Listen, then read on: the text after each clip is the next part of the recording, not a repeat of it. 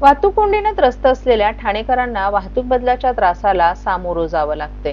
घोडबंदर रोडवरील Cadbury metro स्टेशनवर roof water drain टाकण्यासाठी 29 नोव्हेंबर ते 6 डिसेंबर पर्यंत रात्री 11 ते पहाटे 5 पर्यंत वाहतुकीत बदल करण्यात आले.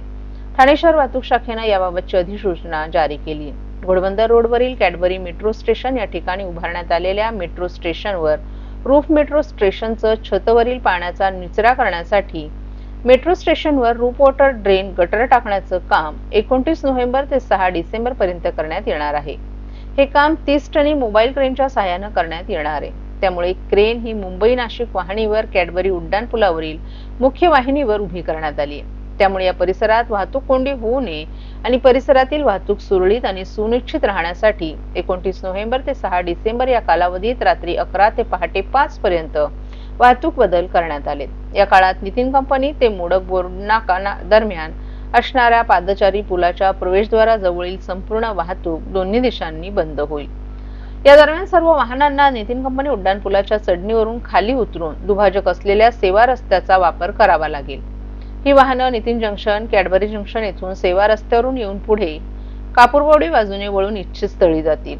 हा पर्यायी मार्ग वापरून वाहन चालकांनी सहकार्य करावं असं आवाहन करण्यात आले. सर्व नागरिकांना आवाहन करण्यात येत आहे की सध्या डासांमार्फत पसरणाऱ्या डेंग्यू या आजाराचा प्रसार रोखण्यासाठी प्रत्येकाने पुढीलप्रमाणे कार्यवाही करावी. डेंग्यू आजार एडिस इजिप्ती हा डास चावल्याने होतो. या डासांची पैदास साचलेल्या किंवा साचवलेल्या स्वच्छ पाण्यामध्ये होते. 8 दिवसांपेक्षा जास्त दिवस पाणी उघडे व साचून राहिल्यास त्यात डास अंडी घालतात. अंड्यांच्या अळ्या तयार होऊन पुढे डास तयार होतात. यासाठी आपल्या घरातील पाणीसाठे उदाहरणार्थ बॅरल्स, पिंपे, टाक्या, हौद, रांजणे इत्यादी दर आठवड्याला रिकामे करून घासून पुसून कोरडे करून पुन्हा भरावे. 1 दिवस कोरडा दिवस म्हणून पाळावा. पाणी साठ्यांना घट्ट झाकणे बसवावीत किंवा जुनी साडी, चादर, धोतर यांनी बांधून झाकून ठेवावीत, म्हणजे डास त्यात जाऊन अंडी घालणार नाहीत. घराच्या गच्चीवर, आजूबाजूला, अंगणात कोठेही पाणी साचू देऊ नये. भंगार सामान उघड्यावर टाकू नये. उदाहरणार्थ टायर्स, प्लास्टिक सामान, कुंड्या, टाकाऊ वस्तू इत्यादी. अशा सामानात पावसाचे पाणी साठून त्यात डेंग्यूच्या डासांची पैदास होते. घरातील कूलर्स, फ्रीजच्या पाठीमागील ट्रे हे देखील वेळोवेळी कोरडे करावेत. लक्षात ठेवा, नुसत्या फवारणीने डास घनता कमी होत नाही, तर त्यासाठी डास पैदास ठिकाणे नष्ट करणे ही आपल्या सर्वांची जबाबदारी आहे. कोणताही ताप अंगावर न काढता जवळच्या शासकीय रुग्णालयात मोफत औषधोपचार घ्या.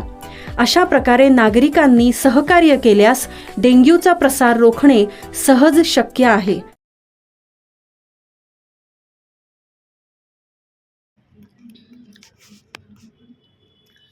महापरिनिर्वाण दिनानिमित्त भारतरत्न डॉ. बाबासाहेब आंबेडकर यांना आदरांजली वाहण्यासाठी चैत्यभूमीवर येणाऱ्या लाखो नागरिकांच्या सोयीसाठी अतिरिक्त लोकल ट्रेन धावणार आहेत. मध्य रेल्वेमार्फत शुक्रवार आणि शनिवारी मध्यरात्री परळ ते कल्याण आणि कुर्ला ते वाशी पनवेल मार्गावर 12 विशेष ट्रेन चालवण्यात येणार आहेत. या गाड्यांना सर्व रेल्वे स्थानकांवर थांबा असणार आहे.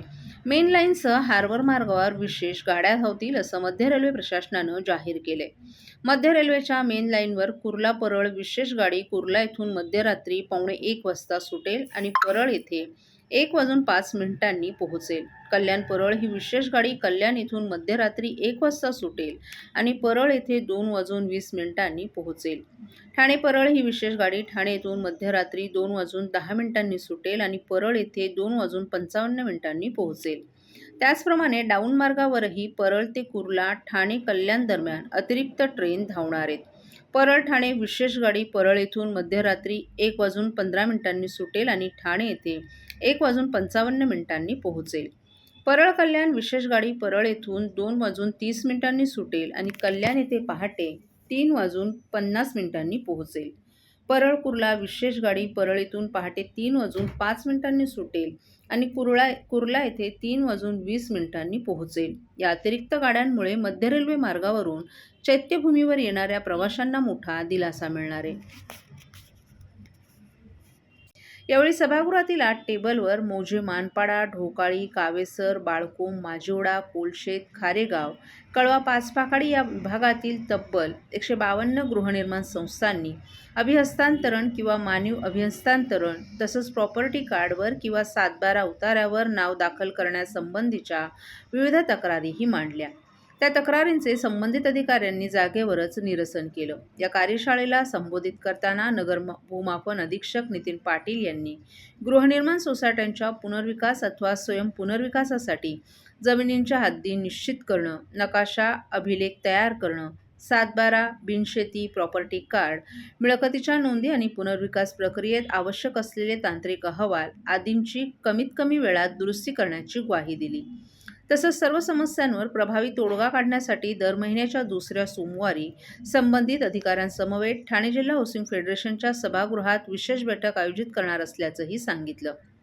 तर ULC संदर्भातील अडचणींवर भूमापन कार्यालयात आमदार संजय केळकर, फेडरेशनचे अध्यक्ष सीताराम राणे यांच्या समवेत विशेष बैठक घेऊन मार्ग काढण्यात येणार असल्याचंही पाटील यांनी स्पष्ट केलं. याकरता सोसायट्यांनी ULC संदर्भातील अर्ज हाऊसिंग फेडरेशनच्या कार्यालयात दाखल करावेत, जेणेकरून सर्व ULC प्रलंबित विषयांवर सुयोग्य मार्गदर्शन करणं सुलभ होईल, अशी सूचना हाऊसिंग फेडरेशनचे अध्यक्ष सीताराम राणे यांनी उपस्थितांना केली. साहेब, जमीन हस्तांतरणचा समस्या निवारणचं कार्यशाळा आयोजित केलेली आहे. काय नक्की कार्यशाळा आहे ती? की बऱ्याचशा ठाण्यातल्या गृहनिर्माण संस्थांचं कन्व्हिन्स झालेलं आहे किंवा कन्व्हिन्स झालेलं आहे. मात्र ही कन्व्हिन्स होऊनसुद्धा 7/12ला नाव लावताना किंवा प्रॉपर्टी कार्ड नाव लावताना बऱ्याचशा अडचणी आहेत. काही जमीचा एरिया कमी आहे, एरिया जास्त आहे आणि नगर भूमापन विभागाकडनं वेगवेगळ्या प्रश्न किंवा अडचणी सांगितल्या जातात. या सगळ्या प्रश्नांचं एकत्र त्या सगळ्या विभागाच्या अधिकाऱ्यांना आपण आधी ते बोलवलं होतं. ADDP आले होते, नगर भूमापन अधिकारी आले होते. हे सगळे एकत्र बोलून प्रत्येकाचा वेगवेगळा जो विषय असेल तो सोडवला जाईल आणि 7/12 किंवा प्रॉपर्टी कार्डवर नाव लावताना कुठल्याही प्रकारची अडचण येऊ नये म्हणून मार्गदर्शन आणि कारवाई असे दोन्ही विषय आपण या ठिकाणी घेतले होते. कोण कोण या कार्यक्रमाला उपस्थित होतं? आमदार संजय केळकर होते, त्याप्रमाणे नितीन पाटील, आणखीन घुलेसाहेब होते आणि त्यांचे इथे प्रत्येक विभागाचे जे ओळा, माजिवाडा, कामेसर, पाचपाकाडी, माजिवाडा, खारेगाव, कळवा या विभागाचे नगर भूमापन विभागाचे सर्व अधिकारी एरिया वाईज उपस्थित आहेत. लोकांना आता कसा फायदा होणार आहे? यासह लोकांना असं की त्यांचे बऱ्याच वर्षापासूनचं प्रॉपर्टी कार्डला नाव लागलेलं नाही किंवा 7/12ला नाव लागलेलं नाही, त्यामध्ये पुनर्विकास करू शकणार नाही. स्वयं पुनर्विकास असेल किंवा पुनर्विकास असेल, जोपर्यंत प्रॉपर्टी कार्डला सोसायटीचं नाव लागत नाही, त्यांचं नगर भूमापन करण्याचे एरिया कन्फर्म होत नाही, तोपर्यंत ते पुनर्विकास करू शकणार नाही.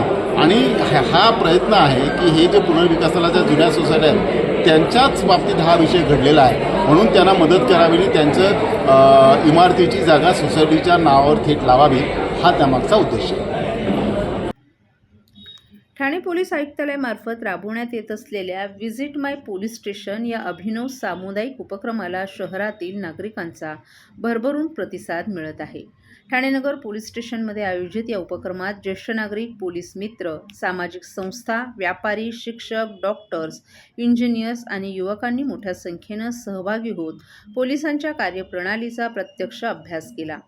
पोलीस नागरिक संवाद अधिक मजबूत करणं, तक्रारींचं त्वरित आणि प्रभावी निराकरण, कायद्याविषयी जनजागृती निर्माण करणं, सामुदायिक पोलिसिंगला चालना देणं हा या उपक्रमामागील प्रमुख उद्दिष्ट असल्याचं वरिष्ठ पोलीस निरीक्षक भरत चौधरी यांनी सांगितलं.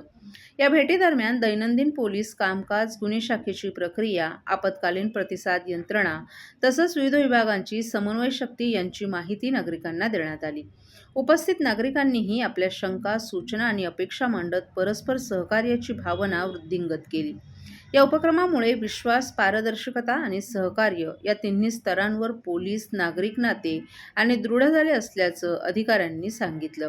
समाजातील सुरक्षितता आणि सकारात्मक संवादासाठी हा उपक्रम नवा आदर्श ठरणार असल्याचं मतही यावेळी व्यक्त करण्यात आलं.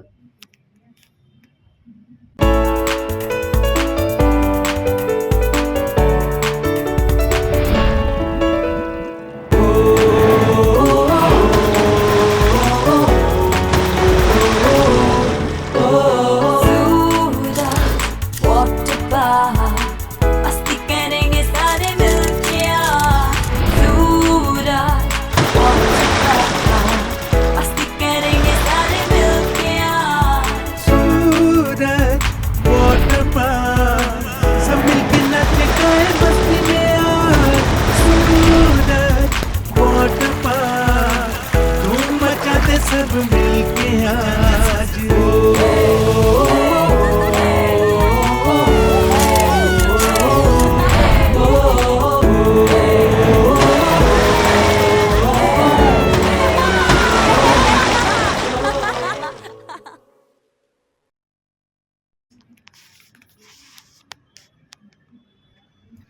देशभरात प्रदूषणाची गंभीर परिस्थिती निर्माण होत असताना ठाणे महापालिकेनं प्रदूषणकारी 73 बांधकामांवर कारवाई केली आहे.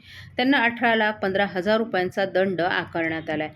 मागील 11 महिन्यात ही कारवाई केल्याचं महापालिका सूत्रांनी सांगितलं. ठाण्यात मागील काही वर्षांमध्ये मोठ्या प्रमाणात बांधकामं वाढली आहेत.